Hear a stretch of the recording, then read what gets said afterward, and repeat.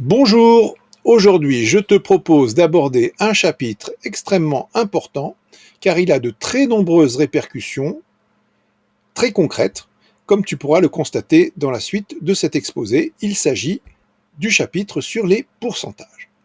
Mais commençons par définir ce qu'est un pourcentage. Alors, tout est dans le nom, un pourcentage.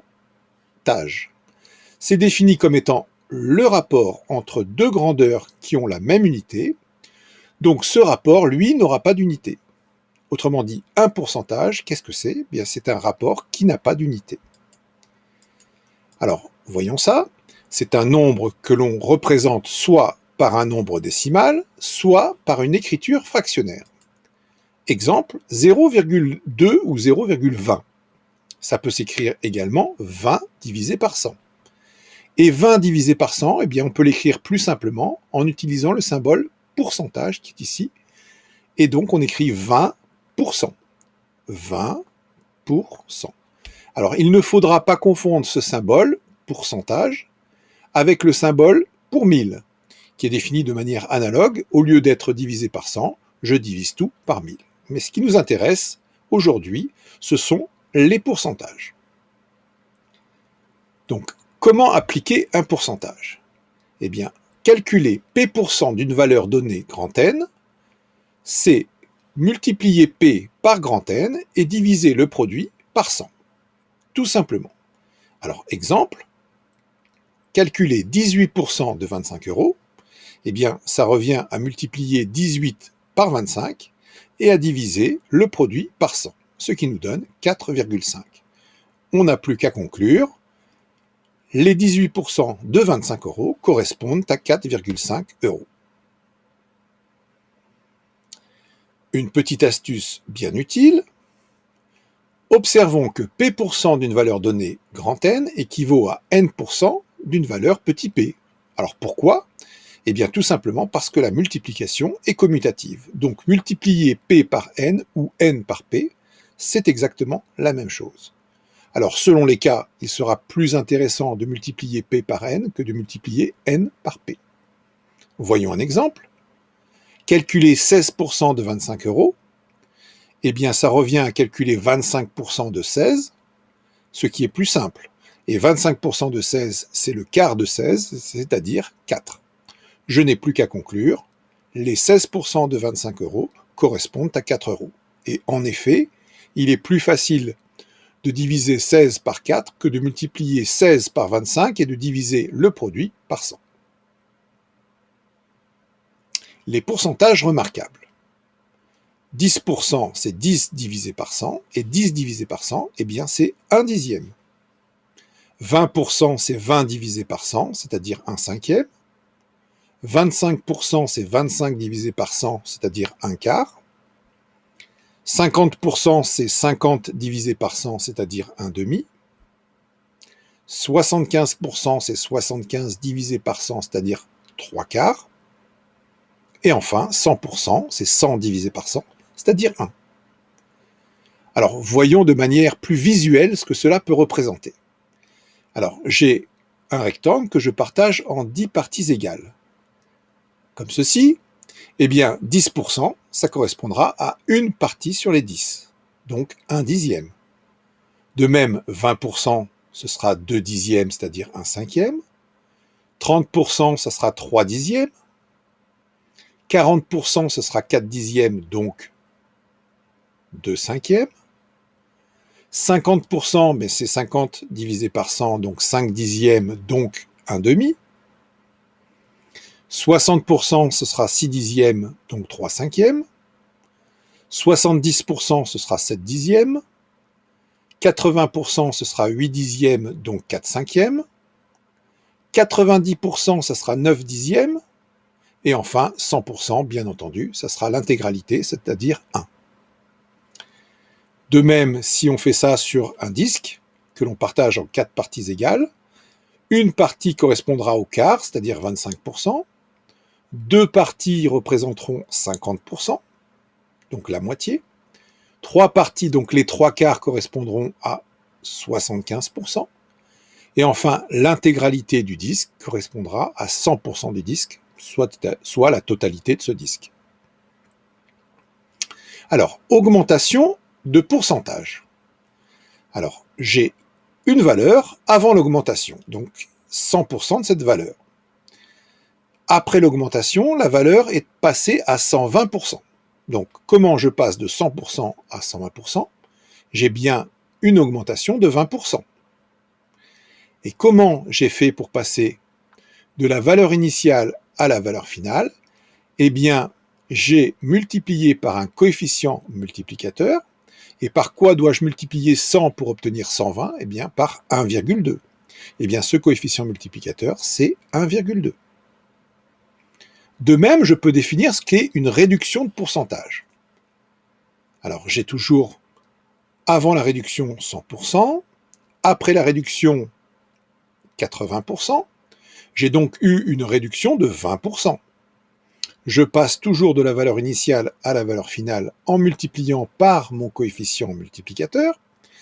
Autrement dit, cette fois-ci, comment je fais pour passer de 100 à 80?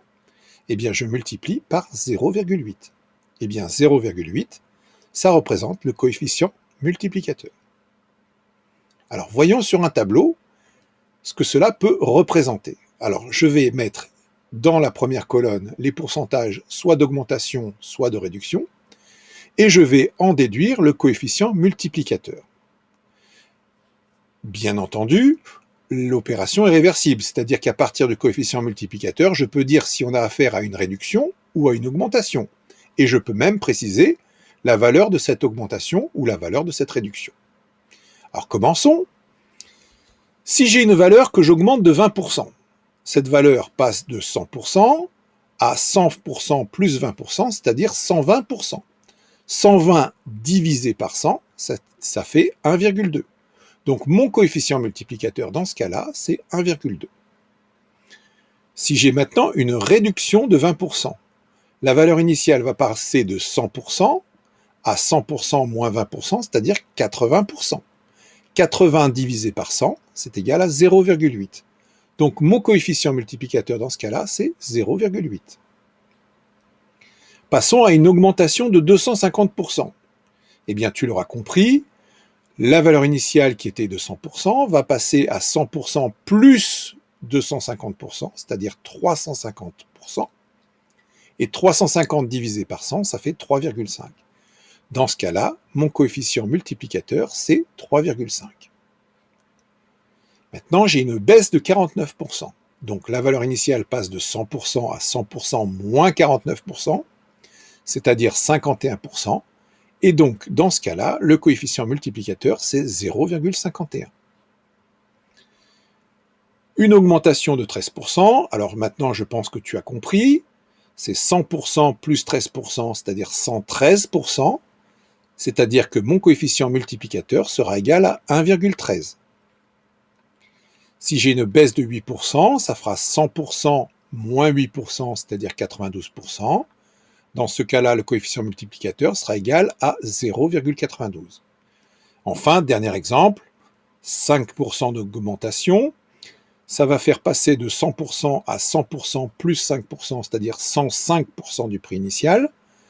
Et 105%, c'est 1,05. Donc, mon coefficient multiplicateur est égal à 1,05. Tu remarqueras que quand le coefficient multiplicateur est plus grand que 1, c'est qu'on a une augmentation. Quand le coefficient multiplicateur est plus petit que 1, tu as une réduction.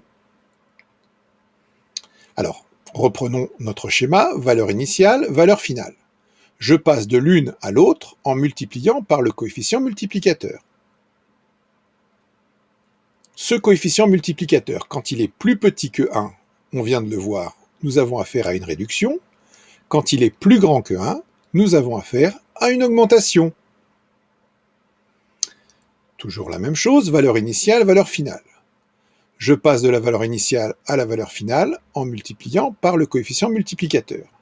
Et donc, je peux aller dans l'autre sens, passer de la valeur finale à la valeur initiale, et donc je vais faire l'inverse, c'est-à-dire je vais diviser par le coefficient multiplicateur.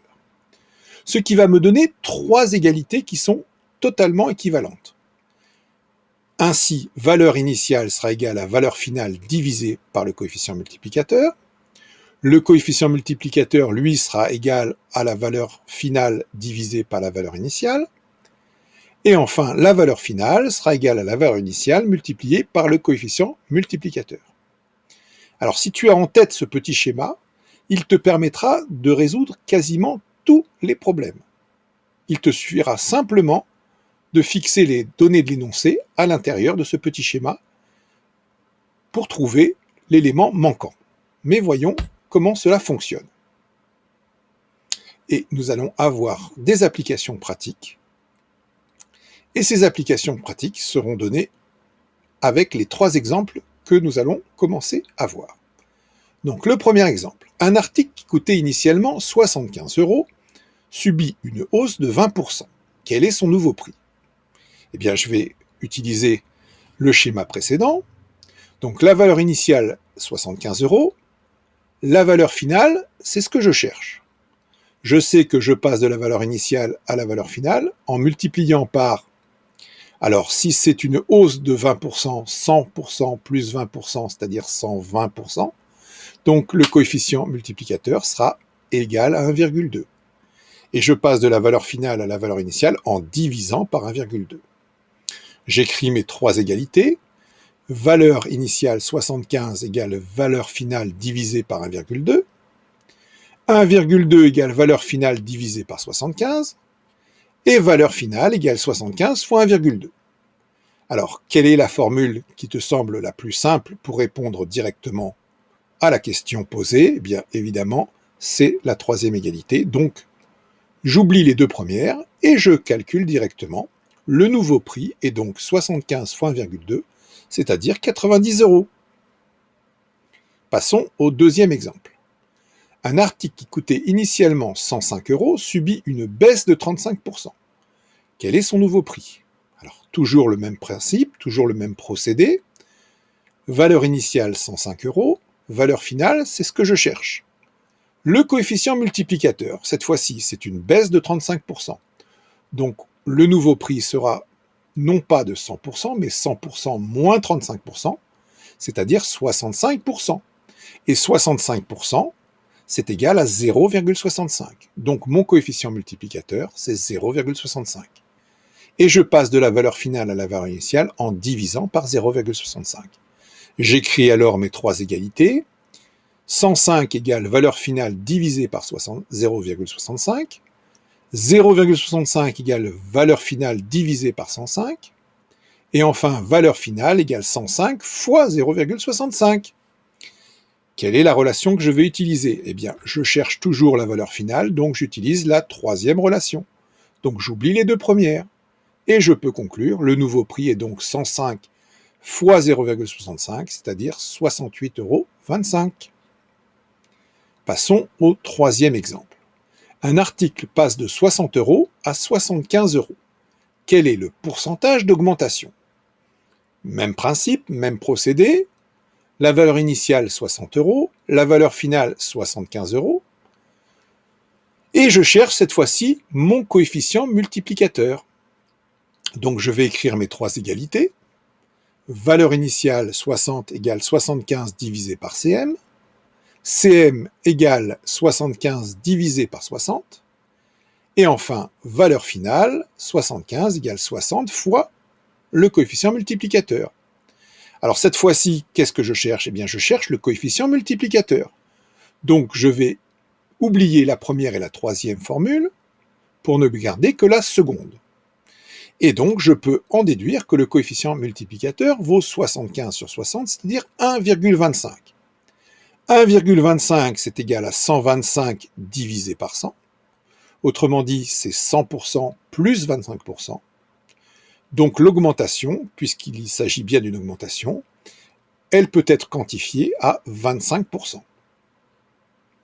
Voilà, j'espère que cette petite vidéo sur les pourcentages t'aura bien plu et t'aura permis de bien éclaircir les points qui te semblaient peut-être un petit peu délicats.